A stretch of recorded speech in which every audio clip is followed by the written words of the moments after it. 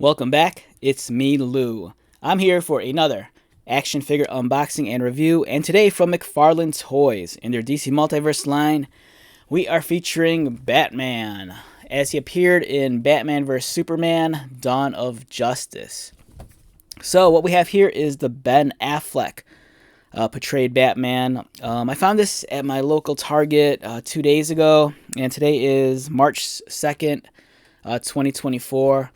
I got off of work, had to run some errands and pick up some groceries, and of course, I made a beeline straight for the toy aisle first, and this was kind of tucked away on one of the shelves next to a couple of other McFarlane figures.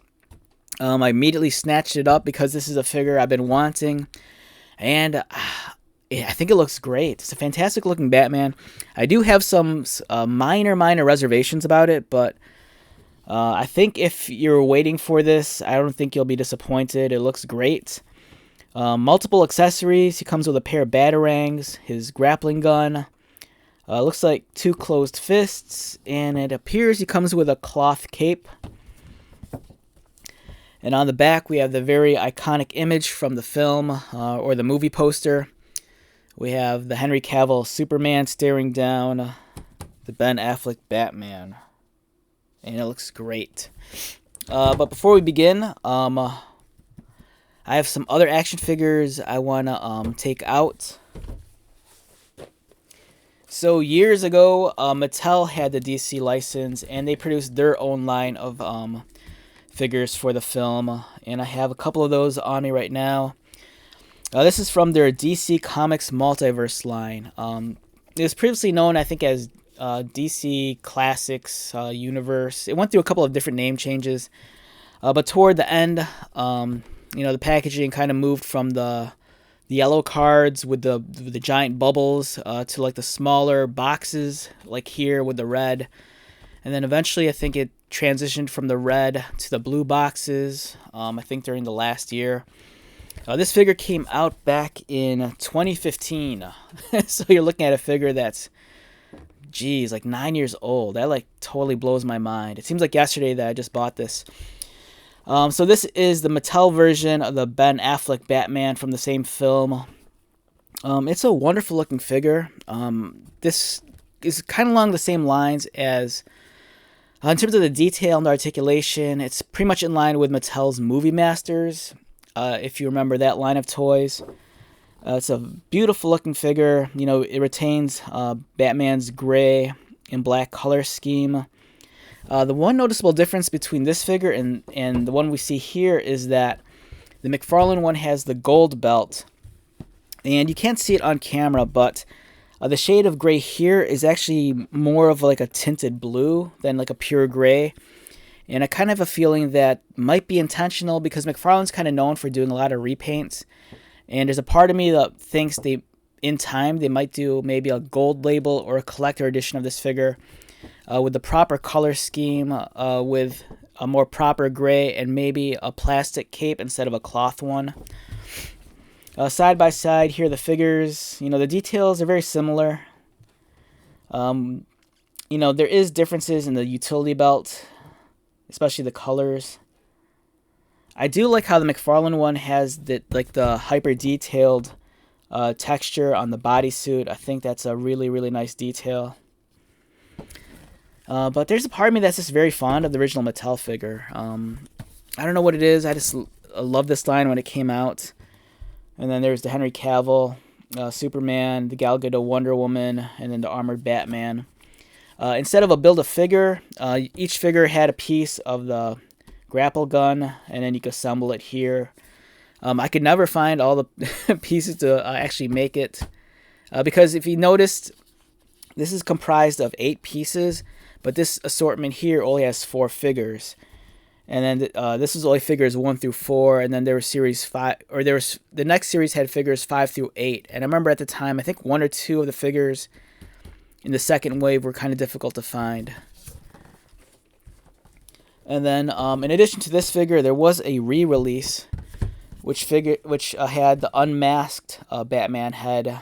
The likeness to Ben Affleck's kind of terrible, but it was just kind of cool nonetheless. I really appreciated the effort.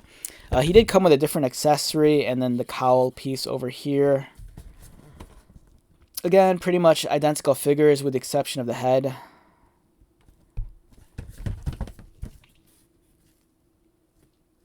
And then this, I want to say this might have been a Toys R Us exclusive. I think that's why the lineup of toys was excluded from here.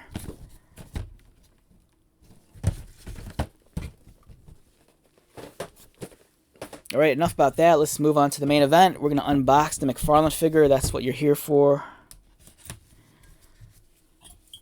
And I can't wait to check this out. We did have another Affleck Batman, but that was from the Justice League movie. And that was the armored suit, whereas this one's kind of more in line with the traditional, spandex, lycra kind of body armor. The other figure, I think, had two versions. It had the standard release, and then I think there was the Warner Brothers 100 box set version of that figure.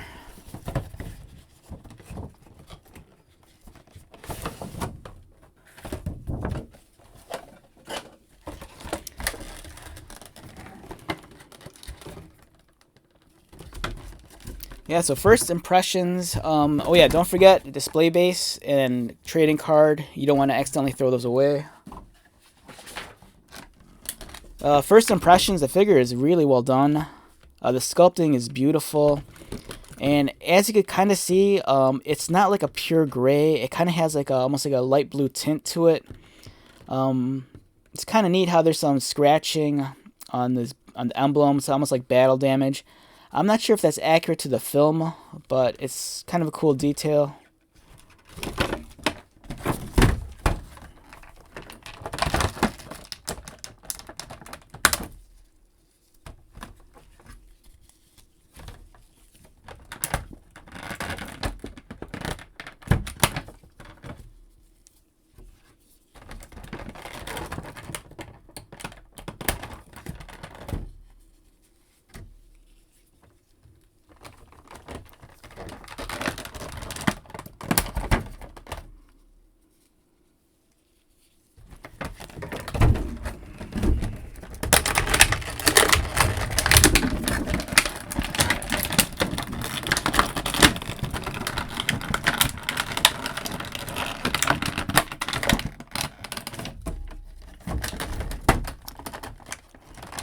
Alright, so someone correct me if I'm wrong, but the figure that comes in the Cinema 6-pack, that's the armored version, right? It's not this one. The reason why I'm asking is because all those figures in the Cinema 6-pack, the Warner Brothers 100, all had cloth capes, as does this one.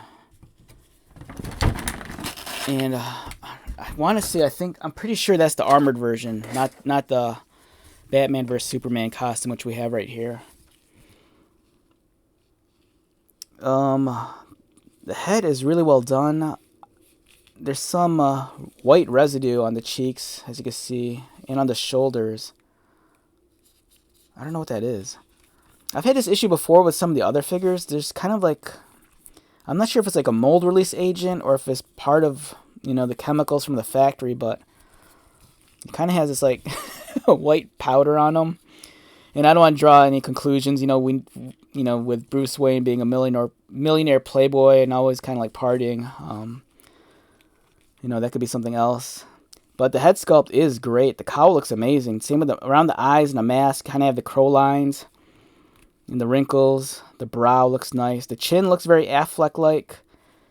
And the paint application on the eyes looks really nice. I'm so happy that McFarlane's back to giving us the straight-on eyes, as opposed to the side eye we got like 2 years ago. And it looks fantastic. You cast him under the right light, and all the shadows that are drawn around his cheeks and chin, it looks amazing. It really breathes life into the figure. Again, there are those scratches I was talking about on the emblem. I love the texture on the uniform. It looks fantastic.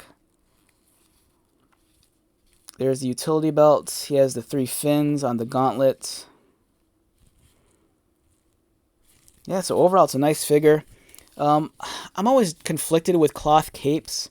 I do like the way a plastic one looks, but at the same time, something like this allows you to put them in the Batmobile And you know, with it being cloth, also, I'm sure some of the customizers and kit bashers out there will find a way to, you know, swap this out with a wired cape, you know, for added posability. In terms of his articulation, Batman's head moves. Does it look down? Does he look up? Yeah, pretty decent, which is nice. He has the ball-socketed butterfly joint right there, which doesn't really seem to add all that much or make that much of a difference in the range of motion, unless mine are just kind of stuck. The arms move outward like this, swivel at the bicep, double pinned elbows, articulated wrists. He has a cut mid-torso, which allows for swivel. He can arch forward, arch back, swivel at the waist as well. His legs kick up. The diaper's a little bit too wide toward the front, which I think kind of hinders the movement. But at the same time, it covers the gap. So it's kind of like a necessary evil. Legs kick outward. Double pinned knees. Articulated ankles and toes. There is no boot cut. So overall, I think it's a fantastic figure. I'm really hoping that in the future we get one with a plastic cape and maybe a more correct color scheme. Because there is a part of me that thinks this isn't completely accurate. But nonetheless, it's a wonderful looking action figure. If this is a version of Batman that you've been waiting for, I think it's well worth the wait. It looks great. It'll pair up so well with that Henry Cavill McFarlane Superman we got a few years ago, which I think was a Walmart exclusive. So yeah, I kind of wish they'd go back and, you know, they gave us the 89 Batmobile, but I would love it if they gave us the Batmobile from Superman vs. Batman. I think that one's pretty cool. I even dig the Justice League one with the crazy giant cannon on the passenger side. That'd be awesome if they give us that, and if it came with like Batman and also Aquaman. I think that'd be a great box set if they ever went that route. But yeah, excellent figure. You know, I think this is well worth the purchase. I mean, I was stoked when I found it, and I'm sure if you grab it, you'll enjoy it just as much. And for me, it's just always cool to revisit, you know, some of the older movie characters. So yeah, it's kind of awesome. I'm so stoked to have all these figures. Alright, so let's wrap this one up. Once again, my name is Lou. If you're new to my channel, welcome. If you are a returning viewer or subscriber, thank you so much for your continued support. I greatly appreciate it. So until the next video, be safe, take care of yourself, buy lots of toys, and most importantly, be happy. And I'll see you at the next one. Alright, later.